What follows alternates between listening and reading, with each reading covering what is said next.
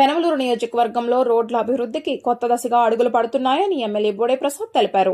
పెనమలూరు వణుకూరు మద్దూరు రోడ్ల ప్రారంభోత్సవంలో ఎంపీతో కలిసి పాల్గొన్న ఎమ్మెల్యే బోడే ప్రసాద్ మాట్లాడుతూ 1.80 కోట్లతో 3.5 కిలోమీటర్ల రోడ్డుకు పనులు ప్రారంభించామని చెప్పారు.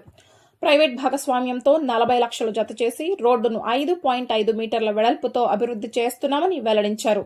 కాసరనేనివారిపాలెం నుంచి వణుకూరు మద్దూరు వరకు 1.40 కోట్లతో రహదారి విస్తరణ చేపట్టామని తెలిపారు.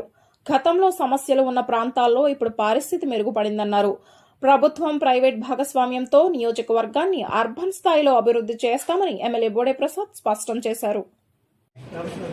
ఈరోజు పెనమలూరు